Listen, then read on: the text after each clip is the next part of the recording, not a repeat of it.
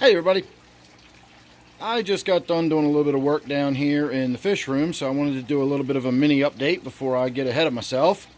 So this is my 20-gallon angelfish tank, and as of a little while ago it had a huge pile of water Sprite sticking up and out of the top of it. It was growing everywhere. The root mass down into the tank was taking up probably about a third of the tank. So I did a big water change. I wiped the glass down, changed the filter, and I pulled that entire mass of water Sprite out of there all in one big heap. And a couple of the little babies broke off and fell back into the tank, and that is all I'm leaving in there. So it won't take long at all before that starts. I'll have to get that back floating up on the surface, and there's one over here. The filter, as the tank was filling back up, was catching them and swirling them down. If you can see these roots down here, that actually looks like another one is stuck down there. So there's a few of the young ones in there. In fact, we'll go ahead and pull this one out right now, because I think that's the roots we were just looking at was from this one. That's a pretty good size one. So we'll get these floating around doing their things, and you will be surprised at how fast they grow back into becoming problematic, where I have to get in there and remove them. The water Sprite grows crazy fast.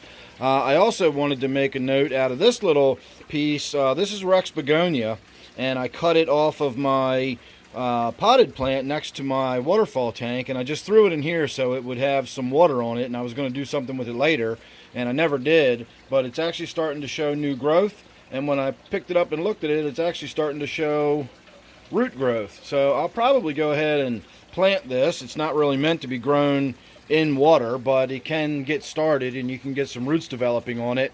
So I'll probably get that put in a planter. I just bought a rack upstairs in my kitchen to put a bunch of different plants on. We're bringing them in from over the winter. We're putting them in planters and, you know, doing that whole thing for the cold season. So the other thing I wanted to update on is my waterfall tank. But first, that is the water Sprite that I pulled out of the tank we were just looking at. Let me get that up and out of there. So that's the root mass that was in there, and that is the whole thing.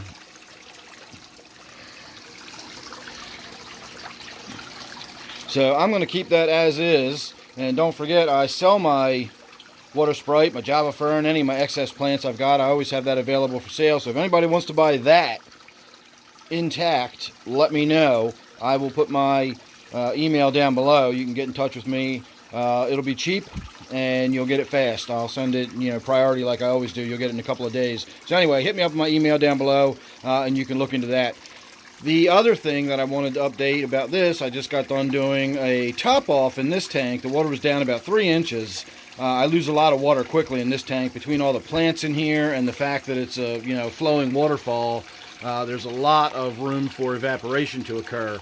So I didn't do a water change, but I did top the tank off. And when I was over here, I noticed a big chunk of this arrowhead plant was like hanging down here, and I don't know what it was doing, but it was weird and upside down.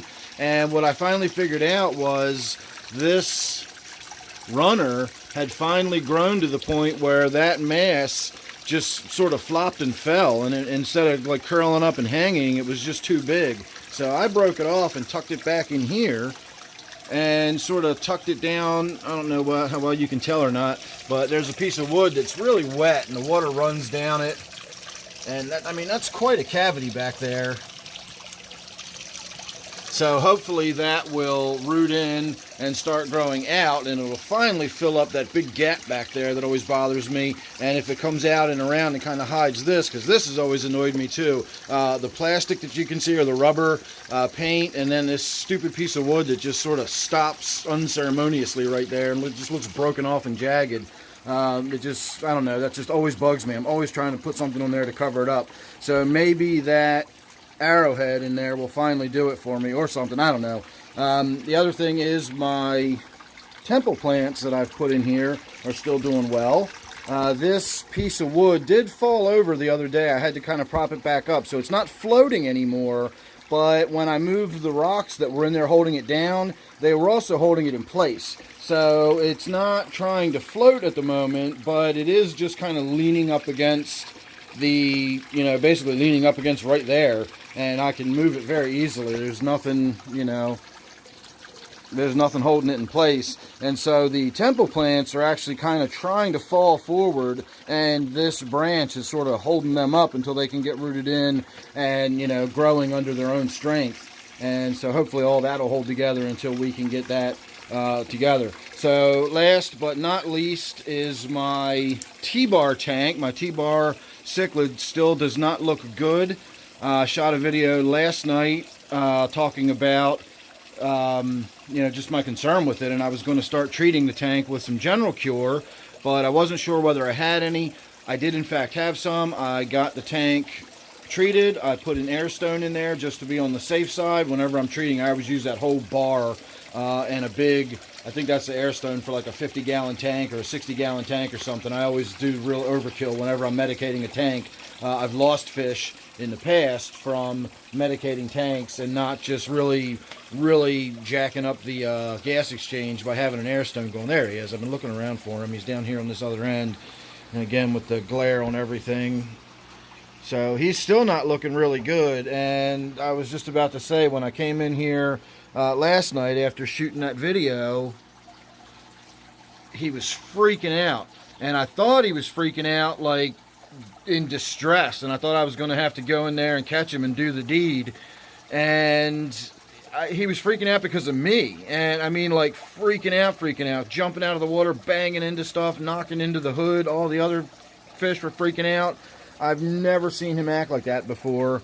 And as soon as I sort of backed away, he calmed down. And there again, we just got another view of him getting a look at me. Can't necessarily say that I blame him, but he's never behaved that way before. He's never, freaked out at the mere sight of me. He used to come up to the glass thinking he was going to get fed. And so, clearly the fish is in distress. You can see well, we didn't get much of a look at it, but I can see that the rot or whatever's going on its side of its body is definitely not looking any better. But it hasn't even been 24 hours since I've got the treatment in there. I just put it in there yesterday evening. I guess it's been about 24 hours now. So we'll see. I'm going to keep hanging in there. And I guess if it gets too bad, I'll eventually have to get in there maybe and do the deed if it gets too ugly and gross. But for now, we're going to wait and see if that general cure doesn't help it out and do anything. And I will say on one final note, for those of you who saw my video about the Cooley Loaches that were in here and how they suddenly appeared after all that time of not being visible. Oh, wait a minute. I might have spoken too soon because I can see one right now out there crawling around. What I was going to suggest was that I had come down here about an hour later than I normally do. I normally come down here about 10 o'clock and turn the lights out. And it was almost 11 o'clock on the night that I was shooting the video of the loaches being out. And then I realized that was also the first day of the stupid, horrible dark time.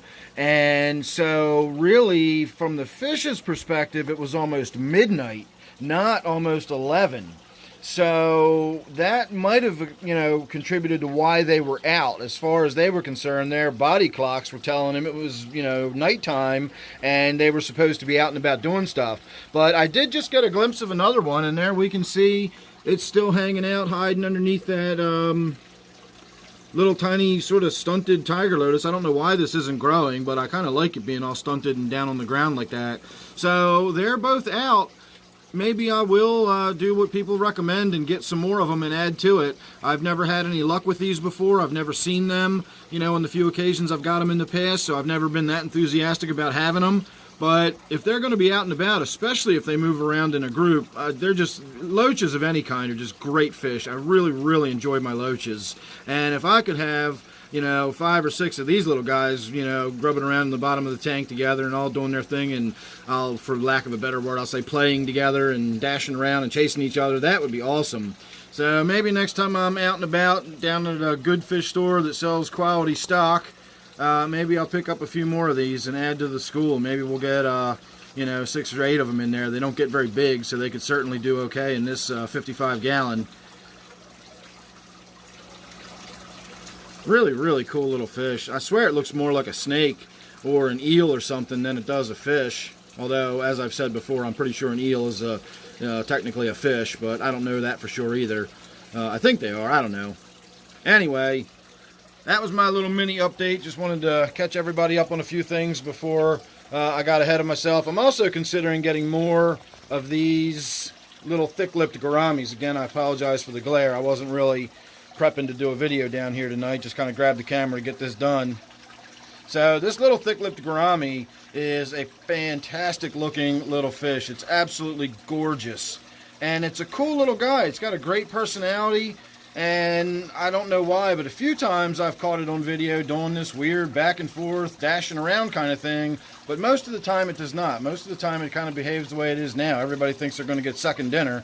I don't know why they're thinking they're going to get a sucking dinner. I just fed them about half an hour ago. So anyway, there you go. I'll leave you with the final look at my little Cooley Loache out there. And I will ask you to subscribe so you don't miss anything coming up. You don't want to miss the treatment on my T-bar and find out whether that little guy pulls through or not.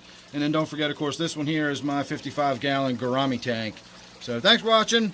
Hope to see you real soon on the next one.